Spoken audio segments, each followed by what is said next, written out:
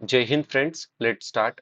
Rapid financing instrument and rapid credit facility are related to the provisions of lending by which one of the following.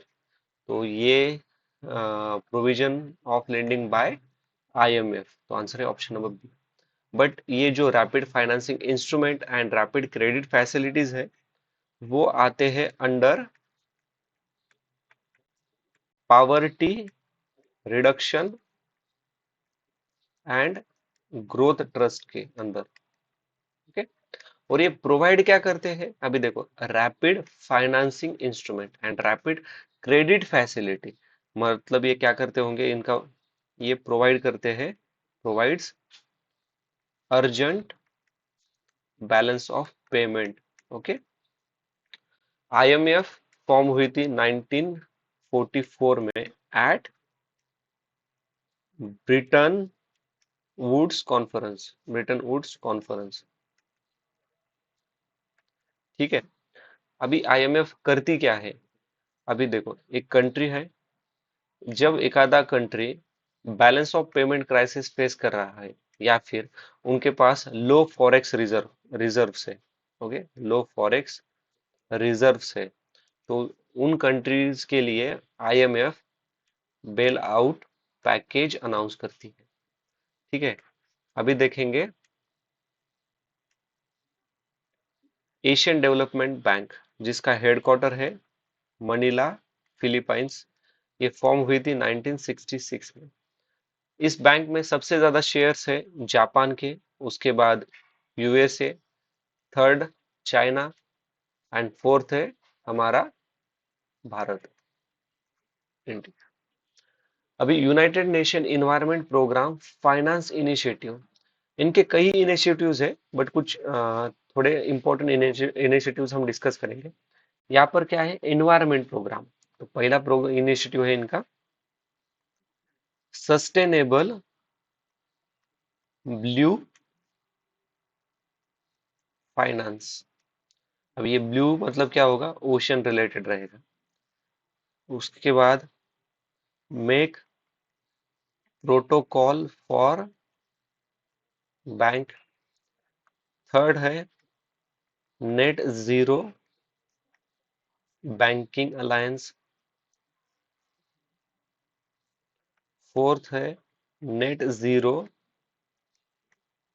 Asset owner alliance and fifth है invest for sustainable economic development.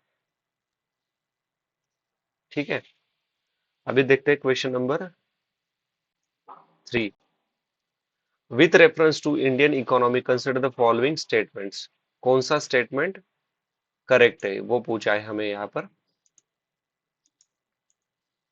If the inflation is too high, RBI is likely to sell government security.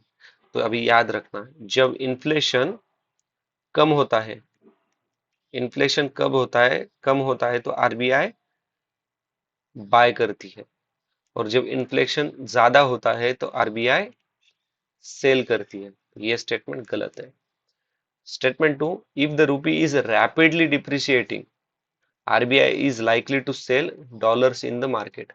देखो, rapidly, हम rapidly, enormously, okay, ये हमारे trap word है, but मैंने exception कहा था रुपी वाला। ठीक है, तो ये स्टेटमेंट सही है। ओके, जब rupee is rapidly depreciating, RBI is likely to sell dollars in the market. Okay, अभी थर्ड स्टेटमेंट, अभी ये सेकंड स्टेटमेंट को ना मैं आगे ज्यादा इलेबोरेट करूंगा ये स्टेटमेंट के बाद। If interest rate in the USA और European union were fall, interest rate fall हो गया है, मतलब कम हो गया है वहां पे, that is likely to induce RBI to buy dollars. तो ये स्टेटमेंट सही है। ठीक है, जब लो इंटरेस्ट रेट रहेगा तो आरबीआई क्या करेंगे, आरबीआई बोरो करेगा। ओके, आरबीआई बोरो करेगा मतलब लोन लेगा इन यहाँ से, ताकि ज्यादा से ज्यादा डॉलर इंडिया में ला सके। अभी एक चीज याद रखना, अगर इसी सिचुएशन पे इंटरेस्ट रेट ऑफ यूएसए या फिर यूरोपियन यूनियन, इनका इंटरेस्ट रेट बढ़ जाता है, और एक यूएसए का जो नागरिक है एबीसी, उसे इस यूएसए या फिर यूरोपियन यूनियन के जो जो एबीसी नाम का नागरिक है, उसको बिजनेस चालू करना था। तो बट इंटरेस्ट रेट तो काफी ज्यादा है, तो वो क्या करेगा, वो बाहर के देशों में ट्राई करेगा बिजनेस इस्टेब्लिश करने का। तो वो क्या करेगा, सपोज वो आया हमारे भारत में, तो ये भारत में आ गया। ओके, इंटरेस्ट रेट वहां पे बहुत ज्यादा था, तो ये भारत में आने के बाद क्या करा उसने, उसने भारत में आने के साथ साथ, वो आने के साथ साथ उसने क्या किया, डॉलर लेके आया। ओके, अभी इस तरह के काफी बिजनेसमैन आ गए थे। ओके, पीक्यूआर आया था। ओके, बाकी के काफी सारे आए थे। तो इन सब ने क्या किया, तो उन सब ने डॉलर लेके आया, और ये डॉलर कहाँ पे लाया, उन्होंने भारत में लाया। तो भारत में डॉलर का जो ये है, ओके, डॉलर का जो सप्लाई है वो बढ़ गया है ना। तो भारत में डॉलर का सप्लाई बढ़ने के कारण भारत की जो करेंसी है रुपी, वो क्या होने लगी, वो एप्रिशिएट होने लगी। एंड ये जो डॉलर का सप्लाई जो मार्केट, इंडियन मार्केट में बढ़ रहा था, तो डॉलर की जो प्राइस है वो डिप्रिशिएट होने लगी। ठीक है। ओके, तो ये याद रखना। आंसर है ऑप्शन नंबर बी, 2 एंड 3। अभी क्वेश्चन नंबर 2 देखेंगे। With reference to the Indian economy consider the following statement. Okay, कौन सा स्टेटमेंट करेक्ट है। तो an increase in nominal effective exchange rate NEER indicate the appreciation of rupee. तो ये statement सही है। अभी एक चीज याद रखना, नीर इंडिकेट करता है, indicate, indicator of international competitiveness in terms of forex exchange. Okay, and NEER adjust करता है इन्फ्लेशन को। अभी second statement, an increase in the real effective exchange rate indicates an improvement in trade competitiveness. तो ये increase नहीं है, decrease in the real effective, तो ये स्टेटमेंट गलत होता है इसके कारण। Third statement, an increasing trend in domestic inflation relative to inflation in the other countries is likely to causes an increasing diversion between near and rear। तो ये statement सही है, तो इसका सही आंसर है 1 एंड 3, ऑप्शन नंबर सी। ठीक है। अभी रीर का वेटेड एवरेज इंपैक्ट होता है, इंपैक्ट ऑन इन्फ्लेशन। ओके, अभी question number 4। With reference to G20 common framework, consider the following statement. It is an initiative endorsed by G20 with the Paris Club। तो ये statement सही है। Okay, together G20 with Paris club. अभी Paris club क्या है, ये 1956 में establish हुआ था। तो इसके 22 परमानेंट मेंबर है, और इंडिया इसका मेंबर है क्या, नहीं, India is a observer, India observer है। ओके, मेंबर नहीं है, इंडिया इज ऑब्जर्वर, याद रखना, इंडिया ऑब्जर्वर है। It is an initiative to support low income countries with unsustainable डेब्ट। तो ये स्टेटमेंट भी सही है। अनसस्टेनेबल डेब्ट मतलब वो कंट्री नॉट एबल टू पे बैक देयर डेब्ट। ठीक है, तो आंसर क्या आया इसका, सी, 1 एंड 2। अभी क्वेश्चन नंबर 5 देखेंगे। With reference to the Indian economy, what are the advantages of inflation index bond, IIBS। तो पहले इन्फ्लेशन इंडेक्स बॉन्ड क्या करता है, मतलब क्या होता है, तो ये real rate of interest become net positive. मतलब ये क्या करता है, means they inflation index bond adjust करता है इन्फ्लेशन को। ठीक है, ये कंसेप्ट पहले याद रखना। Okay, real rate of interest become net positive करता है, मतलब ही क्या करता है, ये एडजस्ट एडजस्ट करता है इन्फ्लेशन को। ठीक है, अभी अभी स्टेटमेंट पढ़ेंगे। Government can reduce the coupon rate, coupon rate क्या होते हैं पहले वो समझते हैं। कूपन रेट मतलब जो कूपन रेट्स हेल्प करते हैं गवर्नमेंट को to adjust inflation. Okay, government can reduce the coupon rate on its borrowing by way of IIBs, और आईआईबीज भी क्या करते हैं, एडजस्ट इन्फ्लेशन, ये भी एडजस्ट इन्फ्लेशन, और यहाँ पे कैन की पॉसिबिलिटीज तो है ही। तो फर्स्ट स्टेटमेंट तो सही है। Second, IIBs provide protection to the investors from uncertainty regarding inflation। तो ये भी स्टेटमेंट सही है, ठीक है। ये प्रोवाइड करता है प्रोटेक्शन, ओके, अनसर्टेनिटी से। The interest received as well as capital gain on IIBs are not taxable. तो ये तो स्टेटमेंट गलत है, देखो, ठीक है। नॉट टैक्सेबल ऐसे थोड़ी ना होता है, इतना सारे इकोनॉमिकल एक्टिविटीज हो रही है और यार नॉट टैक्सेबल बता रहे हैं, तो ये स्टेटमेंट तो गलत है। तो आंसर है option number A 1 and 2।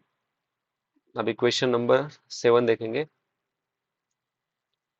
Which of the following activities constitute real sector in the economy, select the correct. अभी देखो, यहाँ पे फर्स्ट स्टेटमेंट में farmer harvesting their crop, textile mill converting raw cotton into fabrics. Okay, मतलब ये देखो farmer, textile, और third और फोर्थ देखो, commercial bank lending money to a trading company and cooperated bank issuing rupee denominated bond overseas. अभी देखो, first and to, 1 and 2 जो statement है ना, वो किससे रिलेटेड है, फार्मिंग और टेक्सटाइल मिल्स से रिलेटेड है, ठीक है। कुछ मतलब बोल सकते हैं हम मैन्युफैक्चर, मैन्युफैक्चर तो नहीं बोल सकते, मतलब ये दोनों देखो, farming primary sector, textile mills, raw material cotton, मतलब ये भी एग्रीकल्चर से ही आता है। मतलब ये क्या है, दोनों भी प्राइमरी सेक्टर से रिलेटेड है या फिर फार्मिंग से रिलेटेड है, मतलब आएंगे 1 एंड 2 तो साथ में आएंगे। ओके, तो ये गया, जस्ट मिनट, ओके हाँ, तो ये गया, ये गया। ओके, अभी देखते हैं 1 2 या फिर 1 2 3 4। कमर्शियल बैंक, और यहाँ पे दिखा दिया है रूपी डिनोमिनेटेड बैंक, तो ये आपको नहीं लग रहा कि कुछ फाइनेंस सेक्टर रिलेटेड होगा। मतलब यहाँ पे क्या कर रहे हैं, बैंकिंग रिलेटेड फंक्शन हो रहे हैं, और यहाँ पे हो रही है एग्रीकल्चर रिलेटेड, और हमें इन्होंने कहा है रियल सेक्टर, ठीक है। रियल सेक्टर मतलब अब अगर इस तरह से सोचोगे, ठीक है, कि कुछ तो डायरेक्टली कुछ तो बता रहे हो प्रॉफिट या फिर कुछ तो एक्टिविटीज होती होगी, तो इस तरह से आप सोचोगे ना, तो आपको समझ में आएगा कि इसका आंसर सिर्फ 1 एंड 2 है। और ये जो दो थर्ड एंड फोर्थ स्टेटमेंट में हो रही है ना एक्टिविटीज बैंकिंग, तो इसे कहते हैं फाइनेंस सेक्टर रिलेटेड। अगर इस क्वेश्चन में which of the following activities constitute finance sector in the economy, तो थर्ड एंड फोर्थ स्टेटमेंट सही होता था, बट रियल सेक्टर है। रियल सेक्टर मतलब क्या होता है, देखो, increase economic output and GDP increase, so production also increases and get sustainable output, ठीक है। मतलब देखो, जो रियल सेक्टर है वो क्या करता है, get sustainable output. Real sector मतलब जो डायरेक्टली आपको प्रोडक्शन दे रहा है, ठीक है, डायरेक्टली कंट्रीब्यूट कर रहा है, ठीक है। और फार्मिंग और रॉ कॉटन ये जो है ना, वो क्या है, प्राइमरी सेक्टर है। मतलब ये क्या करते हैं, देखो, फार्मिंग क्या करेगी, रॉ मटेरियल प्रोवाइड करेंगे, रॉ मटेरियल मैन्युफैक्चरिंग में जाएगा। ये सब कुछ करने के बाद ही तो फाइनेंशियल एक्टिविटीज होंगी ना। पहले जो प्रोडक्ट्स है वो पहले बनेंगे, उसके बाद वो सेल होंगे, उसके बाद वो फिर उनके वो मनी वगैरह वगैरह वो जो काम होते हैं ना, बैंकिंग रिलेटेड फाइनेंस सेक्टर, तो वो बाद में होंगे। तो रियली रियल रियल अगर इस तरह से सोचोगे ना आप, रियल सेक्टर के रियल क्या है, तो रियल है फार्मिंग। फार्मिंग क्या कर रही है, आपको डायरेक्टली आउटपुट दे रही है, ओके, डायरेक्टली रॉ मटेरियल दे रही है, फिर वो जाके मैन्युफैक्चर होके कुछ और प्रोडक्ट बन रहा है, फिर उससे पैसे आ रहे हैं, फिर वो फाइनेंशियल एक्टिविटीज में जा रहे हैं, ठीक है। तो इस तरह के साइकिल से भी आप सोच सकते हो। तो आंसर है ऑप्शन नंबर ए। अभी question number 8, which one of the following situation best reflect indirect transfer often talk about India. देखो, उस टाइम ये न्यूज में था, एक्चुअली ये वोडाफोन वोडाफोन केस से रिलेटेड था, ठीक है। एक्चुअली ये एक कंसेप्ट पहले याद रखते हैं, उसके बाद इसको डिस्कस करेंगे। तो ये जो वोडाफोन केस चल रहा था ना, तो एक रेट्रोस्पेक्टिव टैक्स कंसेप्ट काफी न्यूज में था, रेट्रोस्पेक्टिव टैक्सेशन। इसी रेट्रोस्पेक्टिव टैक्सेशन को ही कहा जाता है टैक्स टेररिज्म। तो ये क्या होता था, अगर आपकी कंपनी 2023 में आपने ओपन की है, तो तब था टैक्स 10%, बट 2025 में गवर्नमेंट ने टैक्स बढ़ा के 20% किया, तो आपको ये जो 10% आपने 2023 से 25 तक भरा था ना, तो आपको फिर से 10% और भरना पड़ेगा, मतलब 20% भरना पड़ेगा। तो इसी को ही कहा जाता था कि वो रेट्रोस्पेक्टिव या फिर टैक्स टेररिज्म। ये काफी कुछ चल रहा था उस टाइम न्यूज में। अभी देखो इसका आंसर कैसे फाइंड आउट करना है वो हमें देखना है। तो लास्ट का ऑप्शन देखो, a foreign company transfer share and such share drive their sustainable values from asset located in India. और मैंने क्या कहा था ऑप्शन में, अगर आपको इसी तरह के देखो ट्रांसफर है यहाँ पे भी ट्रांसफर है, आंसर है ऑप्शन नंबर डी। अगर आपको इस आपने ये पढ़ा होगा, आपको याद है, तो वेल एंड गुड। अगर आपको नहीं याद तो आप इस ट्रिक से आंसर तक पहुंच सकते हो। ओके, 10 में से 7 बार ये ट्रिक काम में आएगी। अभी question number 6, with reference to foreign owned e-commerce firm operations in India, which one of the following statement correct है? They can sell their own goods in addition to offering their platform as marketplace. तो ये statement गलत है। The degree to which they can own big seller on their platform is limited. तो ये statement UPSC ने गलत बताया है हमें। तो इसका सही आंसर है option number D. Okay, according to UPSC official key answer D इसका सही है। अभी देखो ई कॉमर्स के दो मॉड्यूल्स है। तो एक है मार्केट प्लेस। तो यहाँ पर क्या होता है, ये प्रोवाइड करते हैं मार्केट को प्लेटफॉर्म प्लेटफॉर्म और यहाँ पर एक्सेप्ट किया जाता है एफडीआई, फॉरेन डायरेक्ट इन्वेस्टमेंट। यहाँ पे आपका ओन शॉप हो सकता है, बट आपका own own just minute, own shop but not own goods. ठीक है, या फिर आपके गुड्स भी हो सकते हैं, बट वहां पे लिमिट है 25% की टू सेल गुड्स। ठीक है, मतलब आपके पास यहाँ पे लिमिट लगाए उन लोगों ने।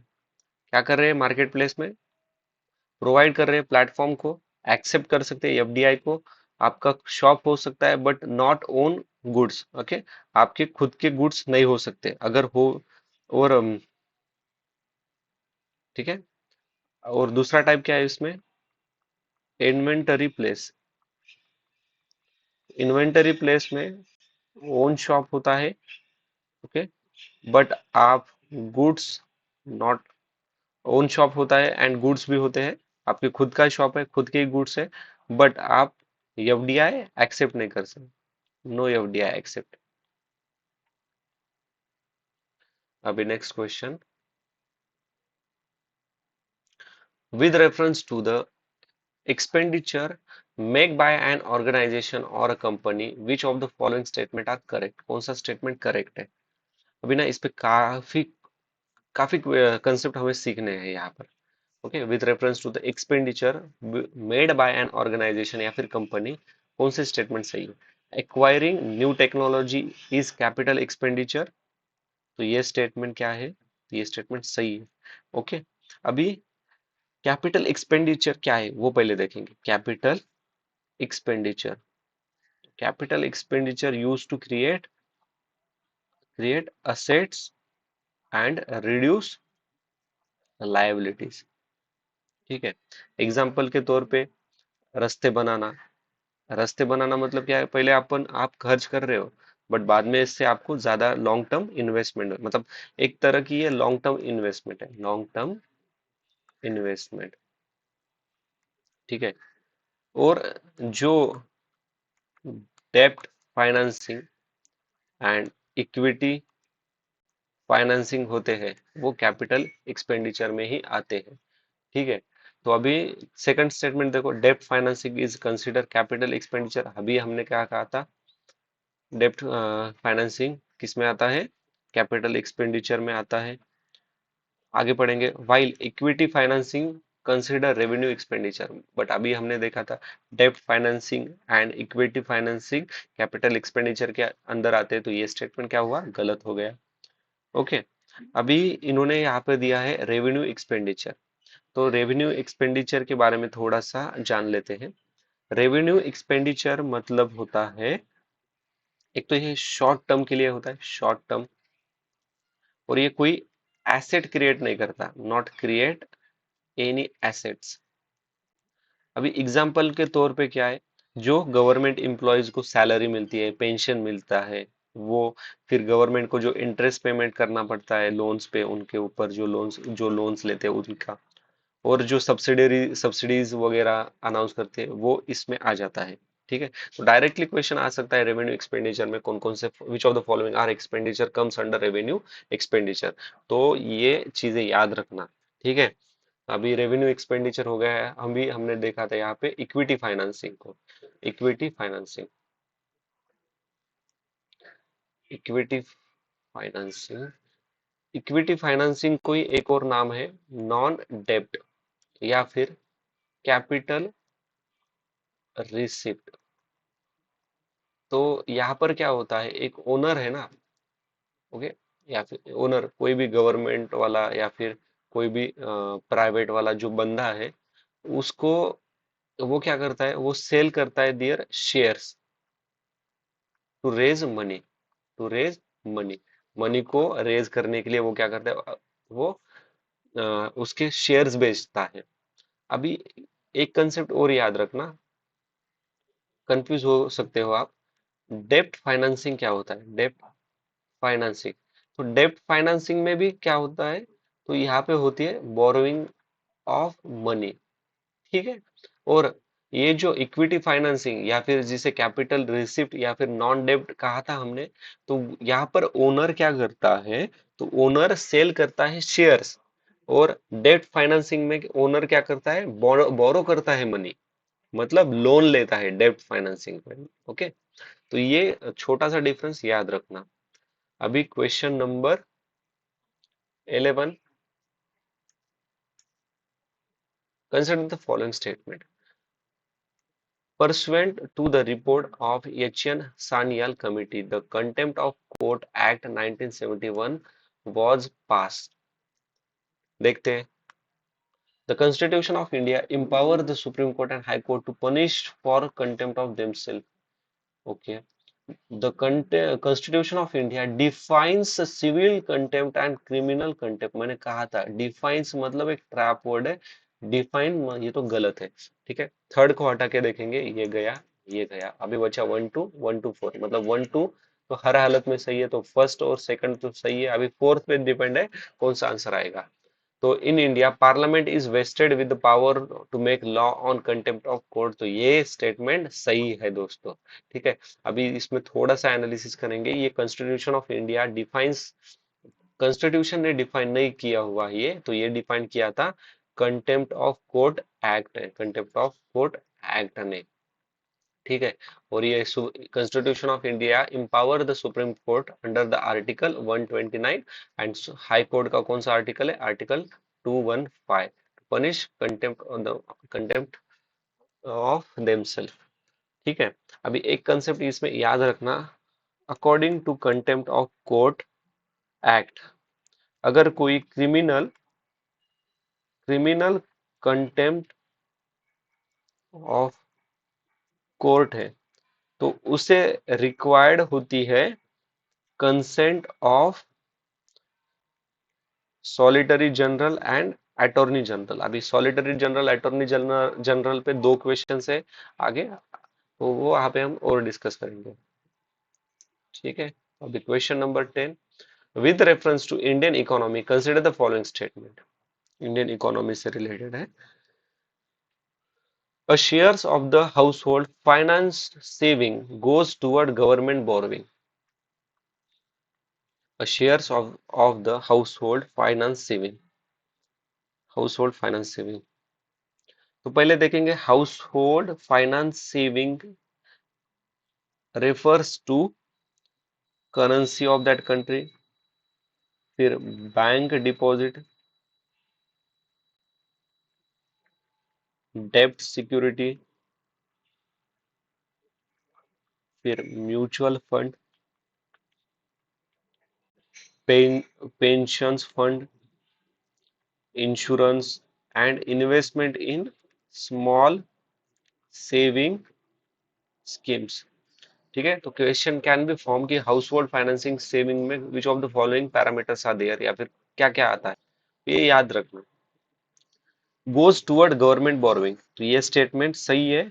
और ये जो हाउस होल्ड फाइनेंस सेविंग्स अभी देखे ना हमने, refers to the currency, bank deposit, डेब्ट सिक्योरिटी, म्यूचुअल फंड, तो ये सब क्या करते हैं, ये इसका some part household financing saving का कुछ part goes to government security. ठीक है, तो ये स्टेटमेंट याद रखना, छोटे छोटे कंसेप्ट से काफी इंपॉर्टेंट है। ओके, इसी छोटे छोटे कंसेप्ट पर ही बेस्ट क्वेश्चन बन सकते हैं। ठीक है, अभी देखो ये इकोनॉमिक्स जो रहता है ना, इसके काफी कॉम्प्लिकेटेड कंसेप्ट रहते हैं। ठीक है, मैं ट्राई कर रहा हूँ अपने लेवल पे आपको इजी तरह से बताने का। अगर कुछ इसमें डाउट आता है ना, तो मुझे वो टाइमलाइन को पिन करके मुझे कमेंट पे पूछ सकते हो आप। ठीक है, अभी सेकंड स्टेटमेंट क्या है, dated securities issued at market related rate in auction from a large component of internal debt। okay, तो देखो ये जो dated securities issued at market related rates in auction from a large component of internal debt, पहले देखते हैं internal डेब्ट क्या है। तो इंटरनल डेब्ट मतलब इंक्लूड्स, इसमें इंक्लूड होते हैं मार्केटेबल सिक्योरिटीज, जैसे कि डेटेड सिक्योरिटीज, एंड सेकंड है ट्रेजरी बिल्स या फिर टी बिल्स। तो यहाँ पर उन्होंने क्या कहा था, dated security issued at market related rates in auction form a large component of internal डेप्ट, तो ये स्टेटमेंट सही होता है। अभी एक कंसेप्ट याद रखना, डेटेड गवर्नमेंट सिक्योरिटीज ये लॉन्ग टर्म्स के लिए होती है, long terms bond, just minute, long term bonds 5 साल से लेके 30 साल के लिए, तो यही कंसेप्ट याद रखना, अभी तक कभी पूछा नहीं है उन लोगों ने। अभी इंटरनल बैंकिंग में हमने देखा है कि dated securities and T bill, okay, marketable securities के ये दो पार्ट्स है। ओके, मार्केटेबल सिक्योरिटीज, तो फिर नॉन मार्केटेबल सिक्योरिटीज क्या आती है, नॉन मार्केटेबल सिक्योरिटीज, तो इसमें आते हैं 14 day intermediate treasury bills, compensation and other bond, security issued by issued by sorry is security issued to financial institute। Fourth है securities against small saving, and fifth special security against POLIF। ठीक है, तो ये non marketable securities में आते हैं ये पांच। ओके, पांच इंपॉर्टेंट है, याद रखना। अभी एक कंसेप्ट याद रखना यहाँ पर, यहाँ पे लिखता हूं मैं, पब्लिक डेब्ट क्या होता है, पब्लिक डेब्ट मतलब टोटल अमाउंट जो कि गवर्नमेंट ने बोरो किया है, उसे कहते हैं पब्लिक डेब्ट।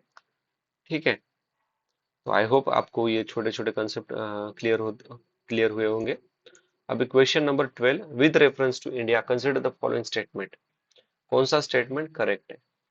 Government law officer and legal firms are recognized as advocate, but corporate lawyer and patent authority are included excluded भाई, excluded from the recognition as advocate, तो ये स्टेटमेंट गलत है। देखो, एक्सक्लूडेड नहीं, इनको भी इंक्लूड किया जाता है। अभी याद रखना, एडवोकेट मतलब जो लीगल प्रोफेशनल्स रहते हैं उन्हें कहा जाता है। Okay, only advocate with law degree enrol in, कहाँ पे इनरोल कर सकता है, तो वो बार काउंसिल में इनरोल कर सकता है। तो अभी सेकंड स्टेटमेंट पढ़ेंगे। Bar Council has the power to lay down the rules related to legal education recognition of law college। तो ये स्टेटमेंट सही है क्या गलत? तो ये स्टेटमेंट सही है।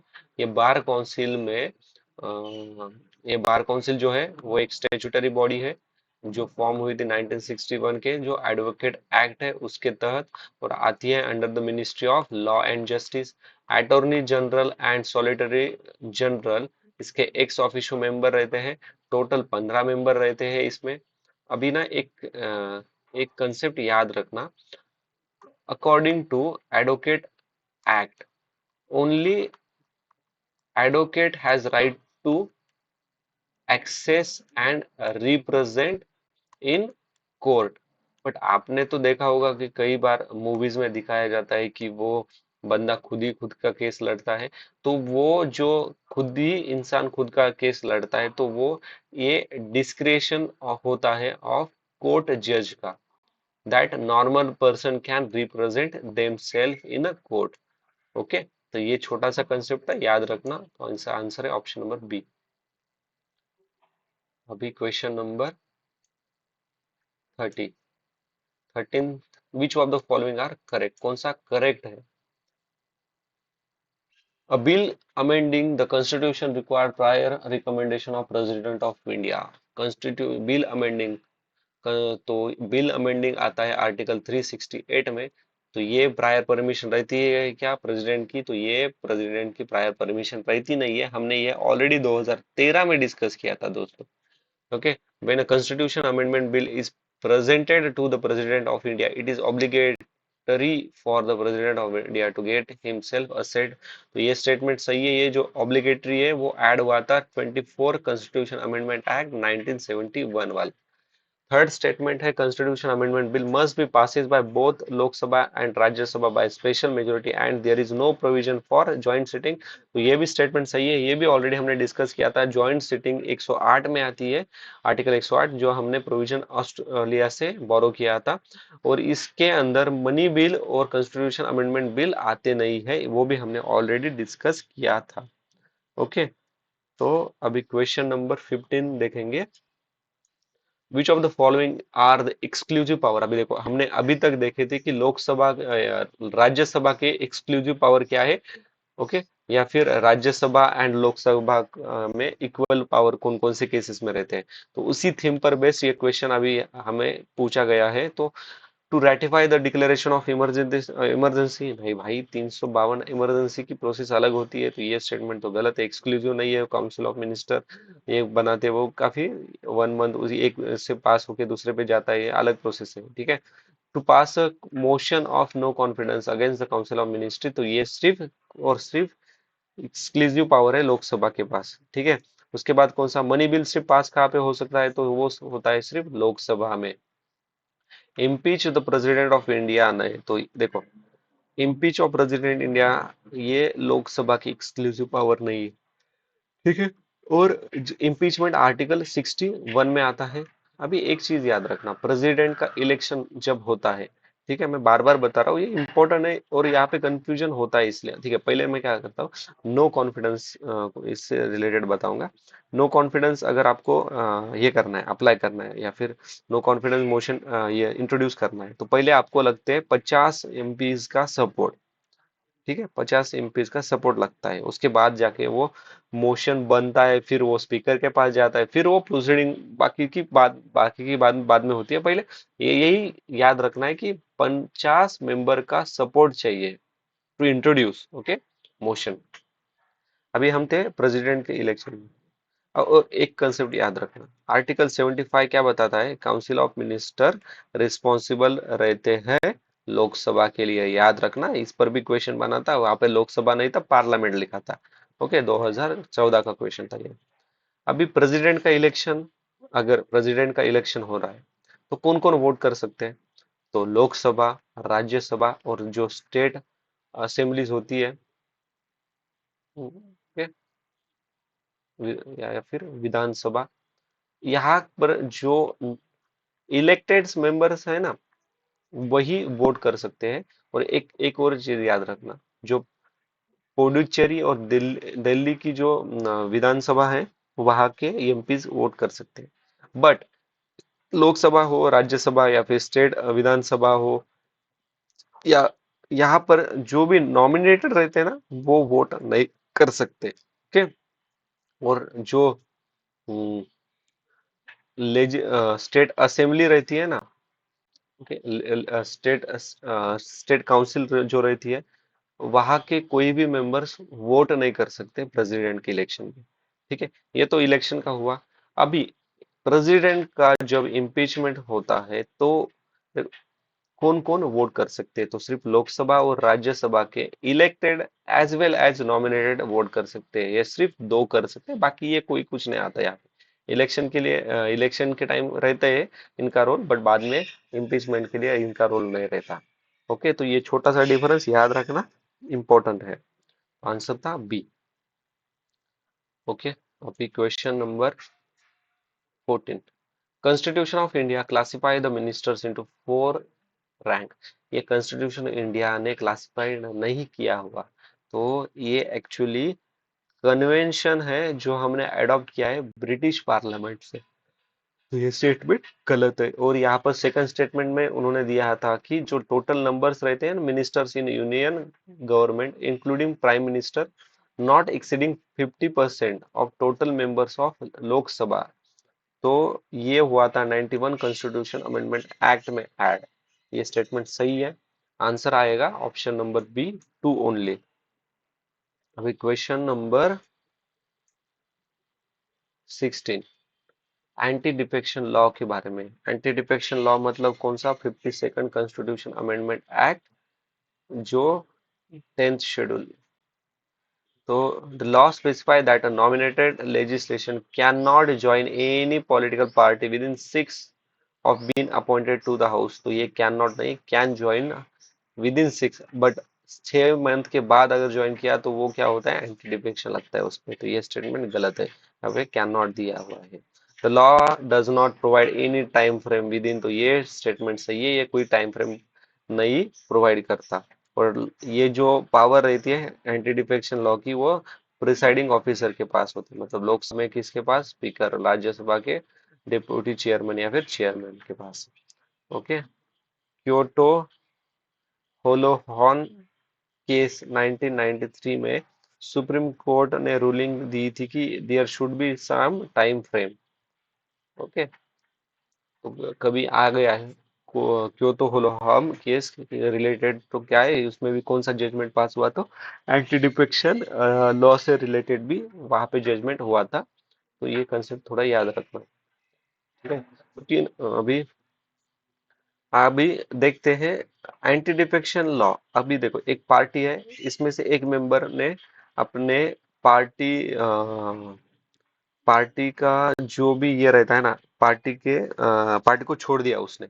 ठीक है, एक पर्टिकुलर पार्टी के मेंबर से, ओके, 100 मेंबर से उसमें से एक मेंबर ने छोड़ दिया उस पार्टी को, तो वो आता है एंटी डिफेक्शन के अंदर। ठीक है, बट अगर एक आधी पार्टी, उस पार्टी के 2/3 मेंबर बाहर निकल के मर्ज, 2/3, अभी देखो 300 नहीं, 300 बहुत ज्यादा हो रहे हैं, 30 पकड़ते हैं। ठीक है, इस 30 मेंबर थे एक पार्टी, एक पार्टी, या फिर एक पार्टी के 30 मेंबर्स थे। तो इसमें से 20 बाहर निकल गए। ठीक है, 20 बाहर निकल गए और इन्होंने नई पार्टी बनाई। तो इन पे इन 20 जो रहते हैं ना मेंबर्स पार्टी के, जो इलेक्टेड होके आए हैं, तो इन पे एंटी डिफेक्शन नहीं चार्ज होता। ओके। और एक याद रखना, जो स्पीकर होता है अपना, अगर स्पीकर की पोस्ट पे बैठने के बाद पार्टी से राजीनामा देगा, ओके, रिजाइन कर दिया उसने, तो उसकी भी एंटी डिफेक्शन में उसको कैलकुलेट नहीं किया जाता, ठीक है। वो दो एक्सेप्शन है, तो ये दो एक्सेप्शन याद रख। आंसर है ऑप्शन नंबर बी। अभी क्वेश्चन नंबर 17। अभी यहाँ पर आया है अटॉर्नी जनरल और सॉलिसिटर जनरल पर क्वेश्चन, अब जो अभी हमने थोड़ी देर पहले डिस्कस किया था।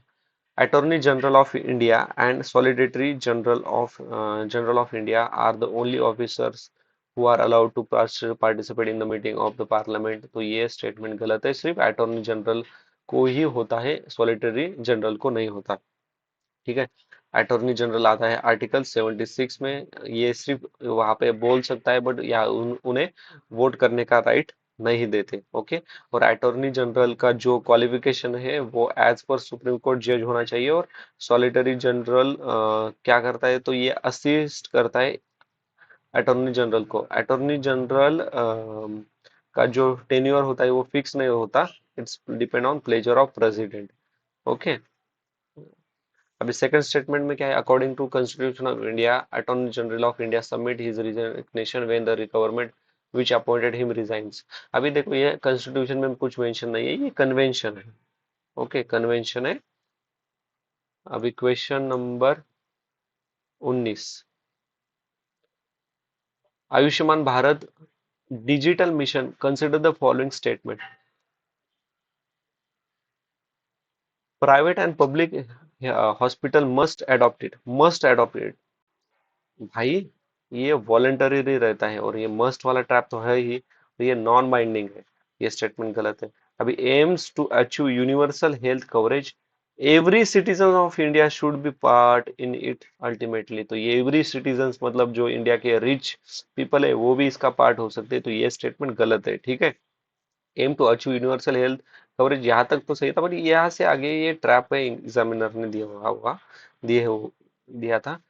थर्ड स्टेटमेंट है it has seamless portability across the country, तो ये स्टेटमेंट सही है, ठीक है।